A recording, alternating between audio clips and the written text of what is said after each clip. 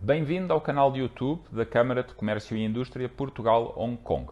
A Câmara decidiu fazer a recolha de depoimentos de personalidades que confraternizaram, que conviveram com o Dr. Stanley Ho.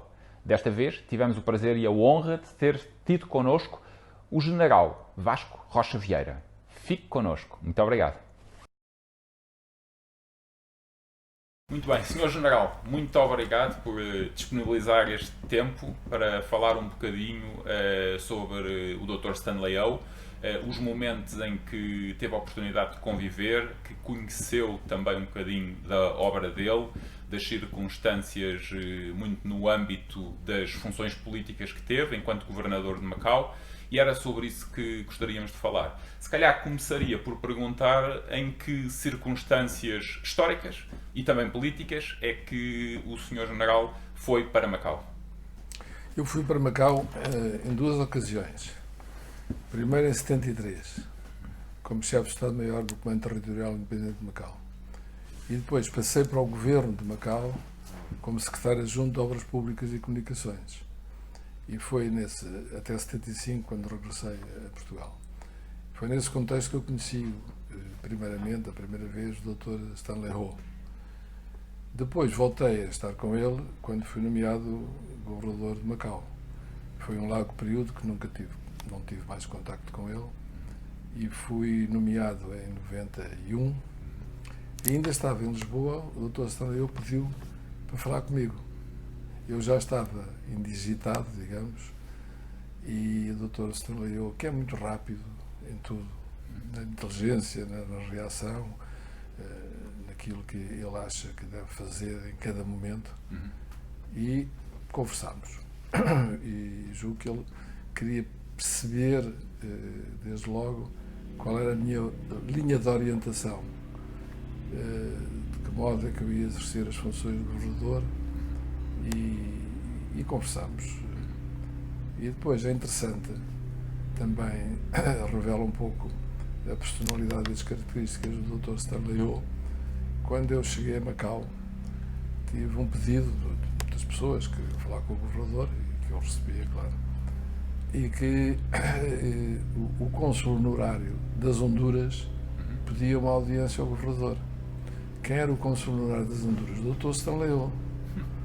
De maneira que ele entrou, chegou, sentou-se, e eu já nos conhecíamos, claro, e eu disse: ó, senhor, para falar com o governador não precisa ser cônsul honorário das Honduras, esqueça isso, por favor. O senhor é uma pessoa importante no território, a quem o governo de Macau e o governador quer ter uma boa relação, uma relação de cooperação, é importante, já estamos no período de transição, de maneira que o senhor, quando precisar de falar comigo, pede para falar comigo, eu recebo.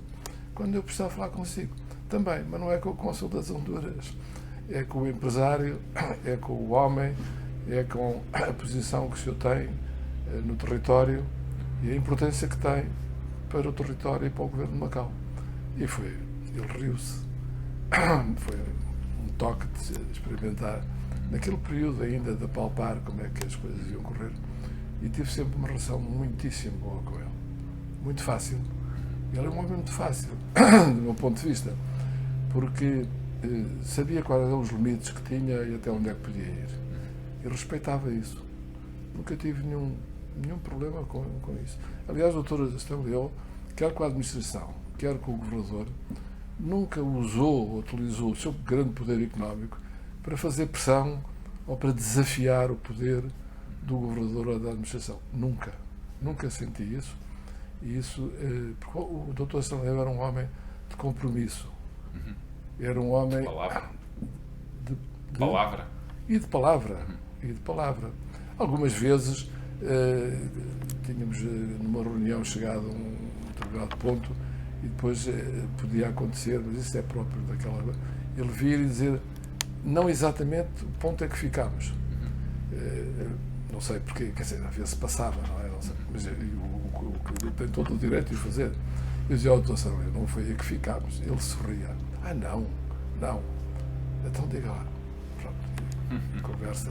Portanto, era um homem deste género, era muito interessante e tenho essa convicção de que ele, em relação à administração e na vida, mas nomeadamente em relação ao governo de Macau, a atitude que tinha não era uma atitude de confronto e de conflito, era uma atitude de parceria, em que havia dois parceiros e não havia adversários. Ele tinha a noção de que precisava do governo de Macau e o governo de Macau precisava dele.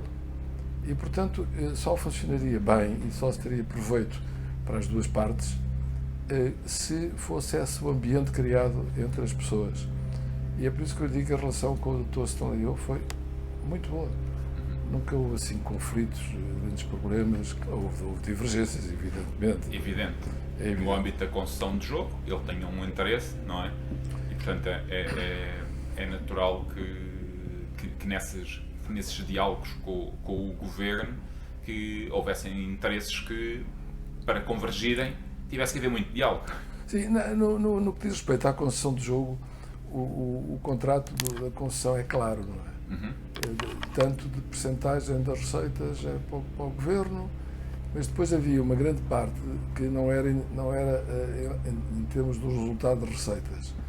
Era em função de obrigações, por exemplo, as dragagens do Porto Interior, programas de saneamento, coisas deste género, que eram importantes para a vida de Macau e que custaria dinheiro ao governo, até mais do que ele próprio, porque tinha outros meios que o governo não tinha que fazer contratos.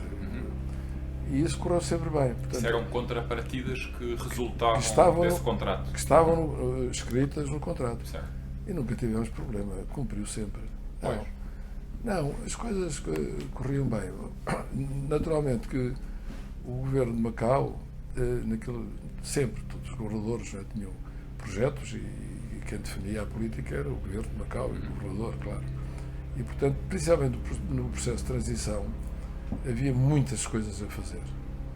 Muitas obrigações que nós tínhamos e muitas coisas que nós queríamos deixar feito, no sentido de aumentar a autonomia de Macau. Macau dependia imenso de Hong Kong, estava fechado. Os transportes eram aqueles que, por mar ou por helicóptero, que aí está mais uma empresa do Dr. Stanley Ho, faziam com que houvesse ligação com Hong Kong. Nós achávamos, sempre se achou, desde várias gerações e vários governadores, que devia haver um aeroporto. Era fundamental que houvesse um aeroporto. Sim. E nós empenhámos em que houvesse o aeroporto feito durante o processo de transição. Sim. E conseguimos inaugurar no final de 1995, portanto ainda 4 anos antes do final do período de transição. Queríamos um terminal marítimo melhor, e portanto o Dr. Stanley Ho, ou a STDM, aparecia sempre por qualquer razão, porque podia ajudar ou porque tinha participação. Por exemplo, no caso do aeroporto tinha participação, no caso da construção da Air Macau tinha participação. Portanto, era a relação de decisão e de abordagem de assuntos tinha mais a ver com novos projetos e com coisas novas e com aquilo que se pensava que devia de ser deixado para Macau, do que propriamente com o contrato de concessão, que era aquele, ele cumpria, o governo também cumpria, portanto, aí não, eram as coisas novas que aconteciam. Olha, por exemplo, até ao fim quase, o último grande projeto que foi feito em Macau, ou que ficou em execução no final de hoje está, foi uma ideia do Dr. Stanley Ho, que um dia chegou e disse: Sr. Governador, tenho uma ideia, então diga lá, diga lá. Olha, tenho a ideia, era muito bom para Macau fazer uma torre. Nós tínhamos aqui um projeto que Macau poderia ter a 5ª torre mais alta do mundo, ou 6ª, enfim, já não me lembro, mas uma das mais altas do mundo, e era muito bom para Macau e para o turismo de Macau. E eu achei que era uma boa ideia. E disse: que boa ideia. Sim, senhor, então diga lá, o que é que pensa mais? Não, nós fazíamos, sim, isso tem que ser um encargo completo da STDM, não é do governo. Nós vamos ver consigo qual é o melhor local, em termos de turismo e em termos de ir a partir de uma torre. E foi um acordo também fácil com o local. Foi nos Lagos, num dos terrenos do Navame já estava construída. Conhecemos a torre. Onde está hoje. Claro.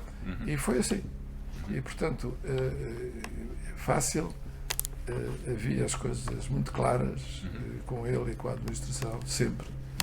E, portanto, eu disse, mando o projeto, os serviços vão estudar e ver isso tudo.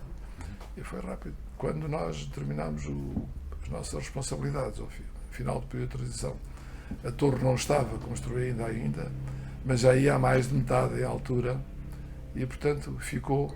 E eu recordo sempre que, neste tipo de relacionamento e de participação comum em relação aos objetivos e à modernização de Macau e do turismo, que a torre foi talvez o último grande projeto, não foi a última coisa que se fez.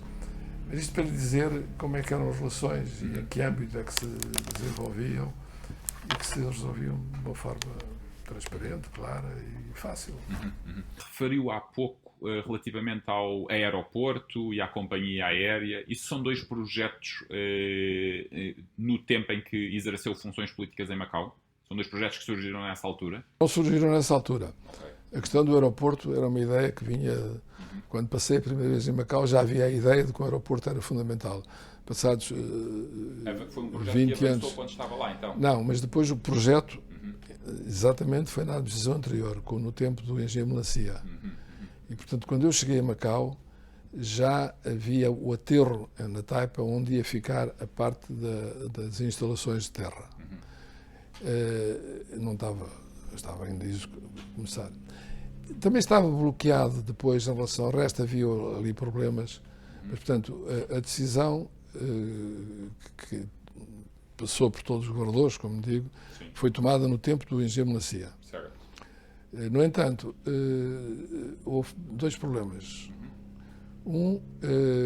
As autoridades chinesas disseram que havia a noise pollution e, portanto, não tínhamos que resolver esse problema e, enquanto isso não fosse resolvido, não se podia fazer nada. Um problema com o barulho? Com o barulho. Okay.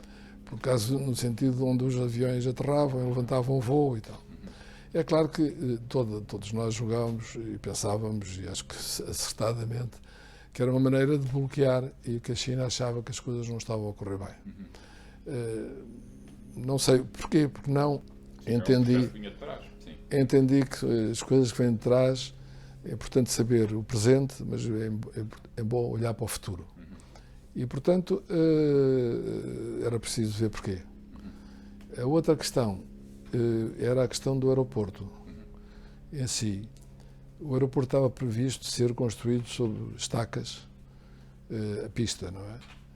E tive a sorte, ainda estava cá, já nomeado, mas poucos dias antes de ir para Macau, do engenheiro Edgar Cardoso, que eu conhecia, porque ele foi professor no técnico. Por acaso não foi meu professor, mas era professor no técnico, conhecia daí mal, mas conhecia-o melhor quando fui secretário adjunto de Obras Públicas e Comunicações, em 74, 75. E ele ia lá ver a ponte, cujo projeto é dele, é a primeira ponte, a Ponte Nobre de Carvalho, e, portanto, ia sempre cumprimentar e falar, e, naturalmente, e conversar sobre problemas que era preciso resolver. E ele telefonou-me e disse: eu gostava muito de falar com o Sr. Governador, eu nem estava habituado a que se chamassem Governador ainda. Não se importa de falar, muito simpático. Fui. Eu disse: claro que tenho todo o interesse. E ele disse uma coisa muito importante: ouça, não há prospecção geológica ali, sob estacas nunca construirá a pista. A ponte, que depois foi a Ponte da Amizade, que também ainda estava no projeto. Sim. Quando chegar às fundações e começar a construir, vai ver que vai ter muitos problemas, e é a ponte ligada à terra. No aeroporto, uma pista com mais de 3 km, naquele local, não pode. Eu disse: mas como? Explicou-me porque eu percebi, agora não interessa. Sim. E percebi que, de facto, tinha que se mudar isso. E esse foi um grande ponto de viragem e, felizmente, as circunstâncias da vida permitem isso. Se o engenheiro Edgar Cardoso não tem tido esta atitude, provavelmente eu chegava a Macau e disse: bom, temos que resolver em função do projeto e tal. Estava a avançar? Estava parado, por acaso, não é? Okay. Em relação à pista, não havia qualquer movimento. Bom, e mudou-se o projeto. Muita gente disse assim: isto mudou porque o governador quis fazer um favor à China, porque a China é que fornece areia e, portanto, bom, É claro que havia outros interesses que queriam que houvesse estacas em vez de betão em vez de areia. Há sempre. Pois, nunca respondi a isso. O que interessa era depois os resultados, não é? Estou-lhe a explicar porque veio a propósito. Isso é interessante. E, portanto, a primeira coisa que fiz foi nomear para diretor do aeroporto um engenheiro que percebesse de geologia de Minas e foi um ótimo dirigente. E, portanto, mudámos o projeto, tivemos que fazer e tal. E depois, nas conversações com a China, não se discutiu a noise pollution. E isso acontecia porque é que a China dizia isso, e o direito que a China tinha a dizer isso. Porque Macau não tinha espaço aéreo, Certo. como não tinha águas territoriais. Hong Kong tinha, não é? Portanto, dentro do espaço aéreo, Hong Kong tinha autonomia para decidir. Macau não tinha, e tinha que ter o acordo da China para o seu espaço aéreo. Portanto, estava bloqueado. Nunca discuti noise pollution com os chineses, porque de facto depois estava convencido, e isso prova-se, não era esse o problema, eram outros problemas que era preciso resolver e que a China queria ver resolvidos. E, portanto... Quais eram? Um dos problemas era o custo do aeroporto. Sim. E porque havia já um compromisso para fazer as obras, sendo certo que elas não deviam ser feitas. Está a ver? E, portanto, os chineses... O custo do aeroporto, mas foi suportado por Macau, não foi suportado pela China, nessa altura. Não, a China nunca suportou. Não suportou. Não, o Macau não tinha nenhuma ajuda nem da China e, em termos financeiros, nem de Portugal. Tudo o que foi feito foi com dinheiro de Macau. Pois. E, portanto, o aeroporto foi. Só que no aeroporto, e já estava do anterior, como disse, em marcha, foi feito a empresa, foi constituída a empresa do aeroporto, e um terço era o governo de Macau, um terço era Stanley-O, e depois havia uns pequenos locais investidores, e 18% era da Interfina. Sim. Está a ver? Bom, e portanto, uma das coisas que eu falei nessa altura com o Dr. Ferro Ribeiro foi dizer não tem sentido, o senhor com 18% pode estar de acordo com o Dr. Stanley-O, está de acordo com o governo, e faz sempre 51% quer com um com o outro. Como calcula, não é aceitável. Nós estamos aqui para fazer as coisas e temos que ter condições para e havia já uma promessa de que a parte de construção em betão era feita e não estava ainda adjudicado, mas já estava prometido. Sim. E eu, quando percebi isso, também disse, não vou ter, o governo de Macau não vai ter a flexibilidade e a capacidade de decisão que precisa ter. O Dr. Ferro Ribeiro percebeu muito bem e disse, portanto, o governo de Macau vai comprar os 18%. E ele foi impecável, compreendeu perfeitamente. E isso também foi um sinal forte para a parte chinesa. Nunca discuti isso com a parte chinesa, mas percebeu que estávamos ali para fazer as coisas, para ter autonomia, para poder decidir, e queríamos fazer as coisas bem e depressa e com resultados concretos. Pois, isso é louvável. Não conhecia essa parte, não conhecia realmente. E, portanto, o Dr. Stanley-O foi um parceiro, foi um acionista. Esse projeto, e afinal o governo de Macau ficou com a maioria nesse projeto. Ficou, mas ele cumpriu a parte dele. Claro, e como depois, sempre. Como sempre. Depois, quando foi constituída a Air Macau, o Dr. Stanley também ficou com uma parte. Portugal ficou, não ficou como o governador gostaria. Sim. Foi a TAP quem ficou nessa altura? Foi. E a TAP estava interessada muito particularmente para ter ligação ao Japão. E eu entendia que Macau não seria uma plataforma com o Japão. Macau tinha que ser, em relação à China, uma plataforma com a Europa e com os países africanos. Porque a partir de muita coisa andava nos transportes, carga até, e que, portanto, Lisboa, desse ponto de vista, era um bom hub para Cabo Verde, para Angola, para Moçambique, para outros sítios e tal. Tem funcionado hoje em dia? Tem funcionado. Na altura não se percebia muito bem. E Lisboa, e eu percebo isso perfeitamente, achava que Macau era muito longe, era lá no fundo, e os tempos eram outros. Nós temos que ver cada coisa à luz do momento em que se realizou.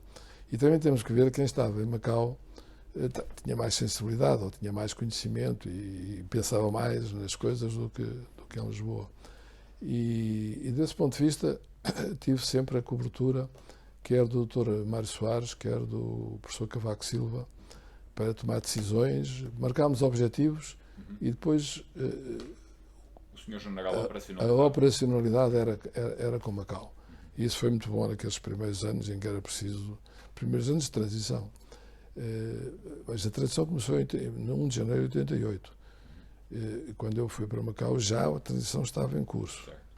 E já havia muitas coisas feitas, e bem feitas. Não? Mas depois o grande execução do processo de transição foram aqueles quase 9 anos. Foi até 99 depois. Não? Eu tomei posse em abril de 91. E, portanto, era isto. O Dr. Sanliu também participou na Air Macau. Sim. A parte chinesa, eu também estava muito interessado em que, na gestão do aeroporto, a ANA estivesse presente. A ANA achou que sim, que devia estar, mas queria ter 50%, mas não queria ter uma participação, queria ter uma concessão. Não, portanto, geria, não queria gerir, queria ser ressarcida por esse trabalho. Sim. E não queria tomar o risco, e percebe-se, de poder depois compromissos que tinha que honrar na parte dos resultados. Sim. E aceitou que durante a nossa vigência como administração portuguesa devia ter 51%. E depois passava a ter 49% quando fosse a parte chinesa. Muito bem. Eu achava que era o contrário. Enquanto nós lá estivéssemos, não precisava ter 51%. Era bom que tivesse sempre. Mas até 49, 51 era ao contrário. Precisava ter mais força e mais presença depois da administração portuguesa. Bom, teve a sua política, é respeitável, e ainda hoje está ligada ao aeroporto. E foi uma escola muito boa para muita gente, para diretores, e as coisas têm corrido bem. E a participação da ANA não foi como se pretendia, mas foi muito útil para Macau, tem uma grande experiência. Claro. E os chineses tinham a noção disso. E a posição nas conversas, depois tinha, nomeadamente das vezes que ia a Pequim, era, nós achamos que os senhores percebem muito bem de gestão de aeroportos e, portanto, é convosco, façam o que entenderem. Nós gostávamos que tomassem conta da gestão do aeroporto, mas na Air Macau nós estamos interessados em ter uma posição diferente. Nós, quer dizer, o Governo de Macau, não é? Sim. O Governo de Macau no pós-99. Sim. E, portanto, quando... E assim foi? Como é que está atualmente? Ou como é que ficou depois de 99? Não, entretanto, ficou praticamente, hoje a Air Macau é Macau. É do Governo de Macau. Não é tudo, mas é praticamente. Porque a TAP acabou depois de alienar a sua participação. Uma decisão empresarial, por Pois, claro.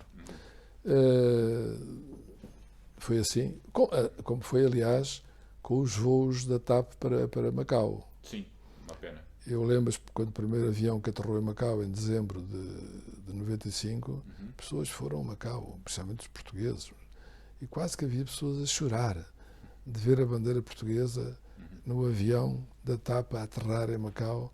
Foi uma coisa fantástica, emotiva e de significado, não é? Foi pena, passado 2 anos, mesmo antes do período de transição terminar, aqui, Lisboa decidiu que não, que a TAP já não voava mais, não era rentável e, portanto, deixava de voar. Nunca concordei com isso, achei que por uma questão de presença portuguesa e de responsabilidade portuguesa... E aposta no futuro. E da aposta no futuro. Eu achava que a TAP tinha um campo fortíssimo para desenvolver a sua atividade, até na ligação que tinha a Taiwan, porque nós voávamos para Taiwan. A China nunca pôs nenhuma objeção a isso, nem podia pôr, pelo menos enquanto a administração fosse portuguesa. Porque nessa altura não havia aviões diretos para a China. Sim, lembro-me. E, portanto, iam para Hong Kong, China. Hong Kong, Taiwan. Ou vice-versa. Não, sim. perdão, Taiwan, Hong Kong, China. China, ou ao contrário, não é? Sim. E, portanto, nós achávamos que tínhamos de ter um quinhão disso para ter Taiwan, Macau, China. Taiwan estava muito interessado, por exemplo, na parte da carga, em ter Macau, Lisboa Europa toda. e os países onde Taiwan tinha relações comerciais. Não foi assim. E foi interessante até porque quando conversámos sobre isso, para que tivemos que preparar e fazer acordos aéreos antes de Armacau estar constituída e antes de haver o aeroporto, antes de estar constituído não é verdade, antes de estar a voar. E fizemos imensos acordos que ainda hoje estão em vigor. Todos esses acordos tinham que ser discutidos com a China para poderem ser válidos depois de 99, que era outra coisa importante. Nós tínhamos de ter uma grande relação com a China e de participação e de decisão, porque tudo aquilo que fosse importante, estruturante, aí pode-se, é subjetivo o que é, não é? Sim, Mas ia para além de 99. Ia para lá de 99, Claro. e portanto o que fosse estruturante e que passasse para lá de 99, tinha que ter o acordo, tinha que ser discutido com a China. Até nos grandes códigos, por exemplo, o Código Penal, o Código Civil, todos, o processo penal.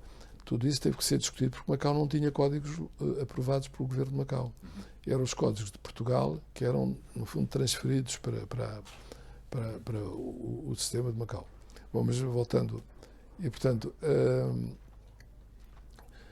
porque o governador podia decidir, mas em coisas fundamentais, se decidisse, sem falar, sem acordar com a China, caiu em 99. Claro. Não se acautelava o interesse de Macau. Claro, e nós não estávamos lá para dizer que decidimos tudo e fizemos tudo e não falámos com este e com aquele. Queríamos falar e isso foi percebido. Porque o que nós estávamos ali era construir o futuro e deixar Macau com condições para desenvolver no futuro. E o Dr. Stanley O tinha também essa parceria e essa intervenção, e quando era necessário ele podia também, e teve a oportunidade também de contribuir para esse entendimento? Tudo isso era discutido pelo governo de Macau. Não era o Dr. Stanley O. Okay. E havia uma relação de grande confiança. O Dr. Stanley O sabia, eu próprio lhe dizia, mas não era para pedir autorização, não é? É evidente que era para conversar com ele, havia casos desses. Um empresário muito importante. Pois, e sobre todas essas coisas com outras pessoas que tinham ligação à China. Os canais paralelos são importantíssimos para as coisas funcionar. E, portanto, eu falava com as pessoas. A decisão era do governo de Macau, mas tinha que ouvir. E fazíamos isso e correu sempre bastante bem, quer com o Dr. Stanley, como já lhe disse, quer com outras pessoas que eram influentes em Pequim e que muitas vezes levavam a nossa mensagem para explicar melhor isto ou aquilo. Como eram decisões do governo de Macau, essas coisas estruturantes de acordo com a China depois tinham que passar pelo grupo de ligação conjunto, que era constituído por 5 pessoas da China e 5 pessoas de Portugal, dependentes do Ministro dos Negócios Estrangeiros. Pronto. É importante isso, não é? O grupo de ligação conjunto tem um papel importante nisso. No fundo, quem operacionalizava as coisas era Macau. Quando há bocado lhe falei do Primeiro-Ministro e do Presidente da República, Cavaco Silva e Mário Soares, quando falávamos em objetivos, tudo isso era, de tudo que estamos a falar, era falado com Lisboa, evidentemente. Depois, como é que isso se geria, já era connosco. E quando eu falava com o Grupo de Ligação Conjunto, o Grupo de Ligação Conjunto já tinha a indicação do Primeiro-Ministro aquilo que tinha acordado. Portanto, havia um circuito que funcionava muito bem. E, portanto... Do lado português, por curiosidade, quem eram essas 5 pessoas? Foram várias. Foi mudando. Era sempre presidido por um diplomata de cada lado. E depois as outras pessoas eram nomeadas pelo Presidente da República, tinha um governo, era assim. O primeiro, e tive muito bons embaixadores com quem as coisas correram muito bem. Quando eu cheguei era o embaixador Catarino, que era um grande conhecedor da China e um homem fantástico. E depois foram vários, mudaram ao longo dos tempos, por razões várias de carreira ou de necessidade de irem para outros postos. Isso era o Ministério dos Negócios Estrangeiros que decidia. E, portanto, o embaixador Catarino estava em Pequim? Não estava. Não Portugal decidiu, no início do processo de transição, portanto, antes de eu ser governador, uma coisa que eu defendi sempre e achei muitíssimo bem, foi que o embaixador não estava em Macau, estava em Lisboa. E havia reuniões, seja 6 meses, ou menos, conforme, mas de vez em quando, Macau, Lisboa, Macau, Pequim. Porquê é que eu concordava com isso e acho que foi uma decisão muito boa? Porque se o Grupo de Ligação Conjuntos estivesse em Macau, estava sempre a ser pressionado pela parte da representação chinesa em Macau. E assim, era muito complicado. Assim, quando precisavam de falar, estava longe, não era da mesma maneira, e precisavam mais de falar com o Governo. Ora, o Governo é que tinha necessidade de ritmar o processo e de tomar decisões. E, portanto, Lisboa percebeu isso desde o princípio, e isso continua até ao fim, ao último dia, sempre com discordância da parte chinesa em relação a Lisboa, mas Lisboa foi firme nisso e ficou sempre assim, e isso foi bom. E, portanto, a ligação do Grupo de Ligação era muito mais com o governador, e era também com a parte chinesa, evidente, não é? E correu bem. E a parte chinesa não concordava, dizia que não concordava, mas não amuava, não é? E, portanto, também foi sempre positiva.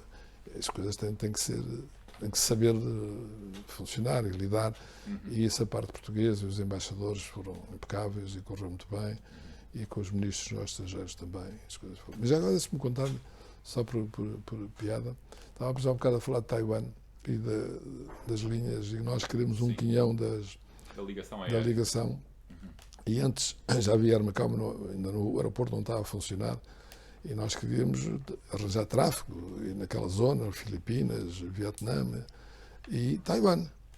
E dissemos, nós estamos muito interessados em que os voos de Taiwan para a China, que agora só se fazem através de Hong Kong, também seja possível passar por Macau. Concorrência a essa linha. E a China disse, está bem, sim senhor, mas vamos fazer aquilo que fazemos com Hong Kong, há um voo para Macau, aí mudam de avião, é outro voo, e vão depois no outro avião para Pequim. Eu disse, não é possível porquê? Porque só temos um avião, por enquanto. Isso é muito engraçado. E o meu interlocutor chinês disse, pois, então vamos arranjar outra solução. Vai o mesmo avião, mas muda o nome do voo. E eu disse, pronto, combinado. Portanto, esta maneira, às vezes, de contornar as coisas, e as relações eram boas e positivas, e percebia-se que estávamos ali todos para conseguir coisas boas para Macau, não é? Certo. Mas recordo isso porque as coisas nasceram assim, era preciso resolver e ter parcerias nisso, a decisão também. Então, e para a China, essa necessidade de mudar de voo ou de número de voo era uma questão meramente de forma, não é? Porque... Não, era para dizer que não havia voos de Taiwan para a China. Exato. O voo passava a ser de Macau. Passava a ser uma escala, e eles não queriam que fosse exatamente, uma escala. É isso mesmo, não queria que fosse uma escala. Tinha que mudar de avião, como não havia mais do que um avião. Depois houve, claro, não é? Mas enquanto não havia, era aquele avião, não era, o voo era diferente, portanto o voo passava a ser não de Taiwan, mas de Macau, como era o caso de Hong Kong. Depois, pouco a pouco, já há voos para a China diretos e tudo isso. Mas naquela altura, isto que eu estou a falar é em 94, quando começamos a falar nisso. Muito bem. E se calhar mudando aqui um bocadinho de assunto, passando ao jogo, à concessão do jogo, pode partilhar connosco um bocadinho as circunstâncias em que o Dr. Stanley Ho ficou com a concessão e como é que essa relação depois, como é que essa relação evoluiu, avançou e aconteceu também com a administração que estava à frente? Pois, a concessão do jogo do Dr. Stanley Ho vem de 1962, uma concessão antiga. E tem esta particularidade, o Dr. Stanley Ho é de uma família de Hong Kong, ele nasceu em Hong Kong, uma família abastada bastante bem e as coisas corriam muito bem. Mas depois, com a crise ali dos anos 30 e com a guerra em que os japoneses ocuparam Hong Kong. Segunda Guerra Mundial? Sim, Hong Kong resistiu, não podia resistir, não é? Resistiu uma semana. E o Dr. Stanley Ho foi para Macau, onde dizem que chegou com $10 no bolso. Mas era um homem com uma grande intuição para o governo, muito rápido, muito pragmático. E ele diz que foi das vezes na vida dele em que foi mais fácil ganhar dinheiro. Porquê? Porque ele foi para uma empresa que fazia importação e exportação de bens de Macau, porque Macau não foi ocupado. Sim, porque era parte de Portugal. Pois, e Portugal foi neutral. Neutral, claro. E, portanto, aí a primeira coisa que o Dr. Stanley Ho diz, eu devo muito a Portugal, e Portugal dá-me sorte. Porque se Portugal não fosse neutral, provavelmente Macau teria sido ocupado e eu não teria tido a oportunidade de ir para Macau primeiro e depois de ter o negócio que tive, ou a ação que tive nessa empresa primeiro, de importação e exportação de bens e de comida e de combustível, tudo isso, porque os japoneses precisavam e Macau também precisava, e ele foi tão bom nisso, que ao fim de 2 anos a empresa deu-lhe parceria e 1 milhão o próprio Dr. Stanley conta isso, 1 milhão de patacas, que é uma coisa ainda hoje importante, mas na altura importantíssima, não é? Depois ele formou a sua própria empresa e em muito pouco tempo adquiriu uma fortuna fantástica. E, portanto... Sempre nesse setor da importação e exportação? Sim. Inicialmente? Pois, mas depois, com a grande fortuna que criou, começou a investir no imobiliário. E ele era também muito hábil, a parte do imobiliário foi uma coisa muito importante nos negócios do Dr. Stanley Ho. Só se fala no jogo, mas o Dr. Stanley Ho, deixe-me fazer um parênteses, não pode ser visto unicamente como um homem do jogo, e que é o jogo e mais nada. O Dr. Stanley Ho era um homem muito versátil e muito interessado em muitas outras áreas, e tem que ser visto como um homem na parte humana, numa parte de filantropia, no interesse pelas artes, pela cultura, pelo apoio a serviços de saúde. Portanto, tinha uma visão muito aberta e muito moderna em relação ao que Macau devia ser, de futuro e de abertura, porque Macau era uma coisa muito pequena e muito fechada. Isso. Bom, mas para dizer que depois, com o que ele ganhou depois da guerra, continuou, e entretanto, julgo que em 46, ou 47, portanto, muito antes do jogo, ou 48, sim, casou, foi muito importante, com uma portuguesa de Macau, filha de um notário e um homem, um proprietário muito importante em Macau, com hotéis e com restaurantes. Família Leitão.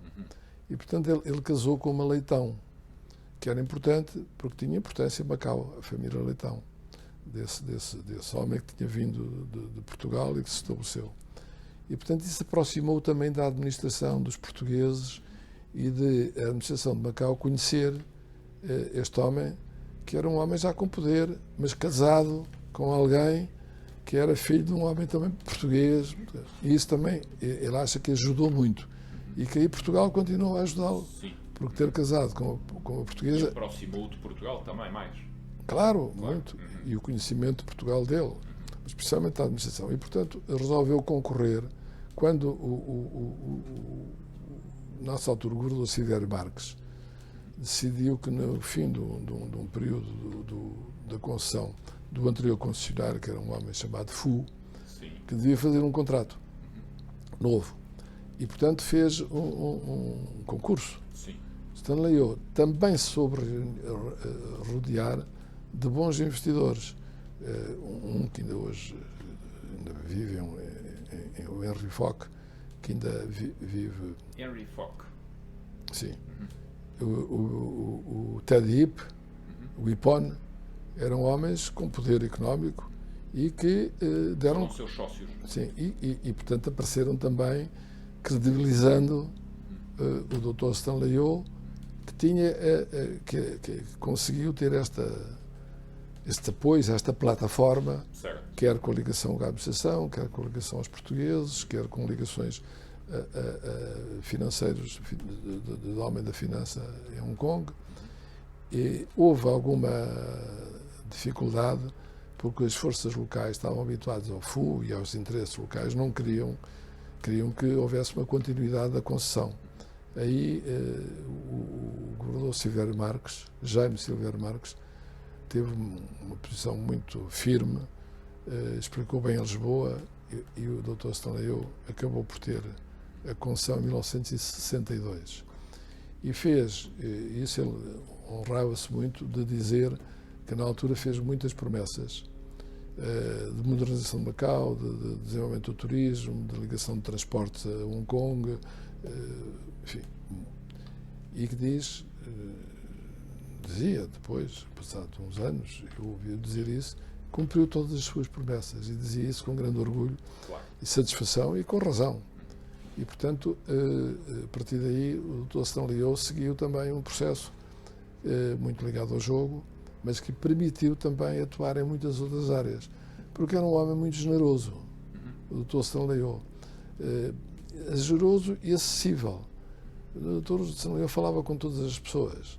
Era uma pessoa, eu diria, simples até, sempre com um sorriso, firme, evidentemente, defendia, inteligente, pragmático, mas sabia conduzir as coisas e respeitar as pessoas, e, portanto, também era muito querido.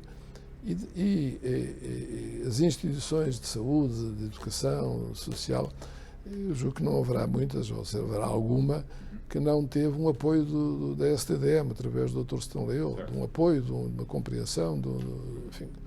E, portanto, era um homem com esta abertura, com esta visão e com esta capacidade e compreensão de que devia ajudar, podia ajudar e fazia-o com sentido e com gosto também. Portanto, foi esse processo que o Dr.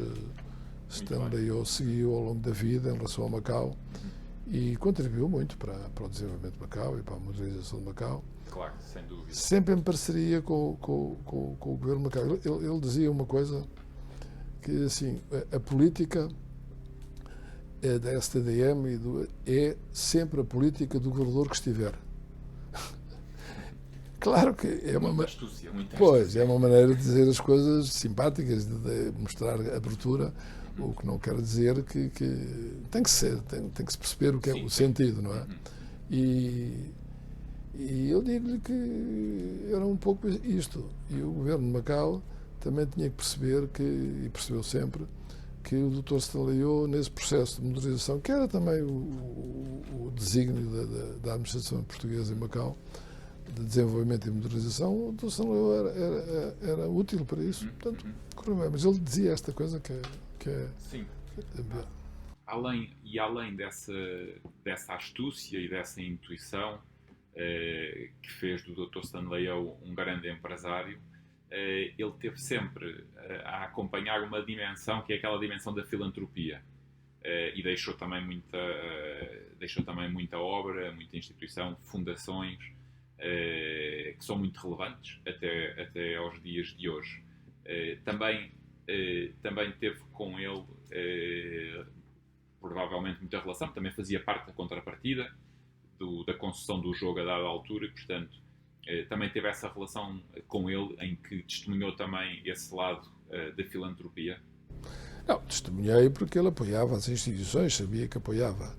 E, portanto, isso o governo de Macau não se metia nisso. Era bom, gostava. A Cruz Vermelha, a Caritas, a Igreja Católica, imenso. As escolas, especialmente as escolas privadas, isso que faziam. Agora, a participação direta com interesse para o governo de Macau também existia. Ele, antes de eu ter ido para Macau como governador, participou na TDM, por exemplo, já lhe disse, participou no aeroporto, na Air Macau. Portanto, tinha depois participações diretas que lhe eram pedidas como parceria para a construção. Sim, como grande empresário que era. E em Portugal também o fez. Ele investiu muito em Portugal também. Não foi só nos casinos, que é aquilo que é mais conhecido, que tem Lisboa, Póvoa de Varzim e o Estoril, claro. e também a Portline, por exemplo, foi uma coisa que interessou muito nessa altura ao próprio governo português e contribuiu para uma instituição que nós deixamos cá, que é o Centro Científico e Cultural de Macau, que no fundo é o repositório da documentação e do espólio que os arquivos de Macau existiam e agora estão lá. E que foi criada para manter uma ligação com o Oriente, principalmente com Macau e a China, e desenvolver todo tipo de atividade que faça com que as relações com a China tenham vários canais para enriquecer e para operacionalizar essa ligação com a China e com Macau. E para valorizar a parte cultural, não é? Também, pois, claro. E ele foi muito importante no contributo que deu para o Museu de Macau, no Centro Científico e Cultural de Macau. É um museu muito bom, eu sou suspeito nisso, porque foi construído no meu tempo, mas foi o Dr. Stanley Ho que, em relação ao museu, deu um contributo valiosíssimo, comprou uma coleção muito boa de peças, especialmente de porcelana, e outros de jade, enfim.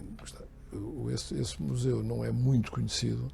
Sim, não é muito conhecido. Eu já lá estive realmente, mas não é muito conhecido. Mas dizem-me que em termos de museu de parte chinesa é muito rico. É muito rico, muito rico. Foi ele, aí está um contributo importante.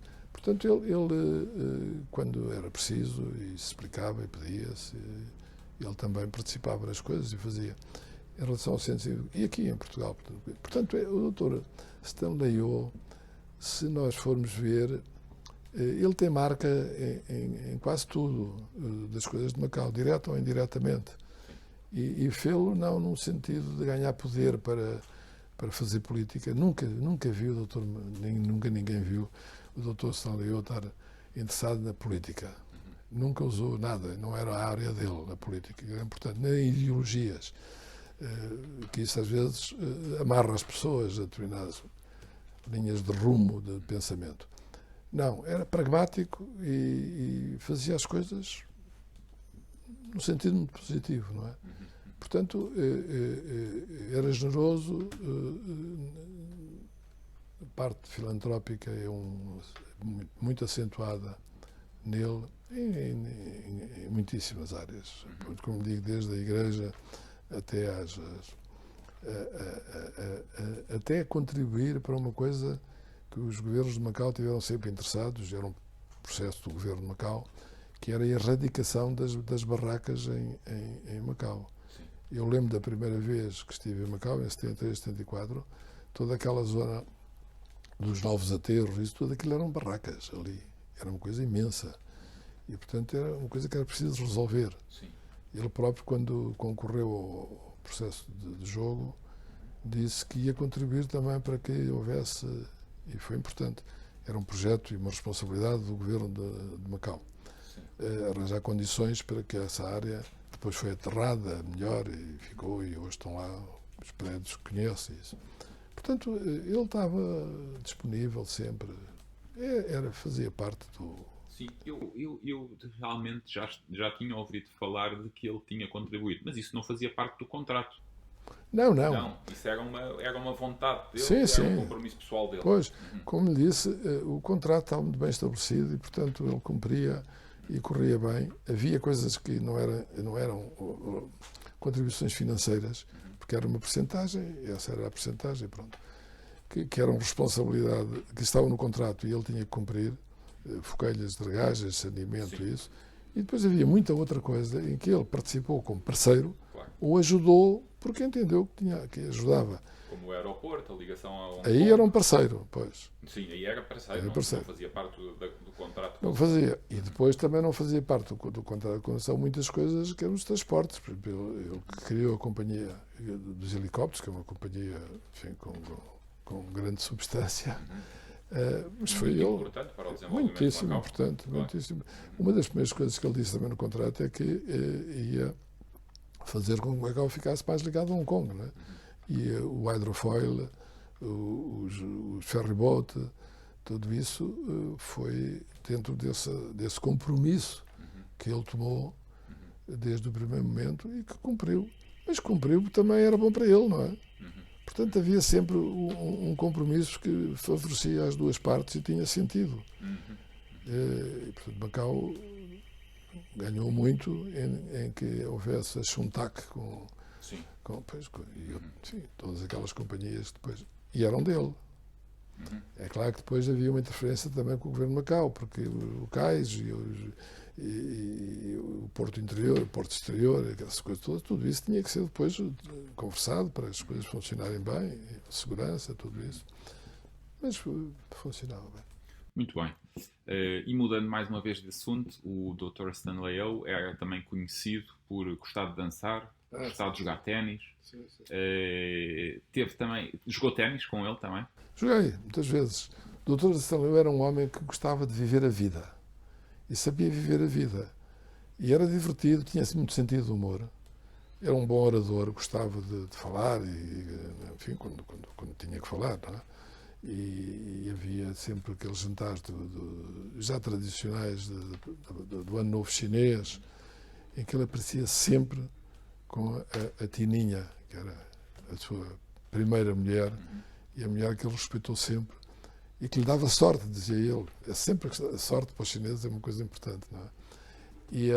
E aparecia sempre no Casino de Lisboa, sim, nesse jantar. Nesse jantar, aparecia sempre. Aparecia uma ou duas vezes por ano. Porque ela depois, nessa altura, também já tinha problemas de saúde, mas também sempre muito bem. E ficava ao lado, ou eu ao lado dela, enfim, e conversava com ela, era uma pessoa agradável. E o Dr. Stanley, isto para dizer que o Dr. Stanley o ténis. Joguei muitas vezes ténis com o Dr. Stanley. Eu tinha uma relação muito boa com o Dr. mas ao mesmo tempo formal, sabe? Tinha que ser. Tinha que ser. Das funções, pois. Claro. E ele também tinha, mas respeitosa. E que não impedia que jogássemos ténis, por exemplo, de vez em quando, no ténis civil, que ele ajudou também muito. Portanto, ele estava. Nisso nós não lhe pedíamos para ele ajudar. Ele tomava essas iniciativas. Às vezes, em coisas mais complicadas, ele perguntava o que é que a administração pensava, o governador, se estava. E normalmente as coisas corriam bem. Mas sim. E dançar, ele dançava muito bem.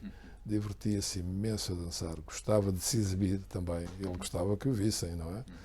E era um homem, desse ponto de vista, também gostava da vida, é verdade. E, embora ele dissesse também uma frase que ele diz, que é conhecida já agora, que é: em toda a minha vida nunca disse não a desafios. Também dá a ideia da pessoa que é, da sua perseverança, além da perspicácia. Mas era um homem muito paciente para conseguir aquilo que queria. E depois, quando achava que não tinha caminho, ia ver como é que podia ter, voltava, falava, apresentava, muito perseverante, e de facto encarava toda a vida. Ele encarou desafios e correu riscos. E, embora também me dizia, mais do que uma vez, me disse que não percebia porque é que as pessoas apostavam. Ele nunca tinha jogado. Porque o jogo está feito para as pessoas perderem. E, portanto, porque é que as pessoas jogam? A gente sabe porque é um vício, não é? Sim. Mas ele dizia isso.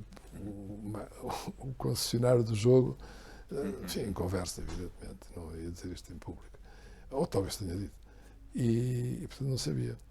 Não, era um homem muito versátil, e era agradável a conversar, era simpático. Não estou aqui a querer exaltar o Dr. Stanley O, mas como estamos a falar sobre ele, estou a dizer isto tudo, não é? Mas este é o sentimento geral das pessoas. E não é porque ele hoje já não seja vivo, porque normalmente a gente depois diz, está disposto a dizer coisas melhores. Não, sempre foi assim. Sempre foi assim. Sempre ouvi Diga-me uma coisa, a jogar ténis, ele era competitivo? Era. Queria ganhar? Queria, sempre. Era combativo.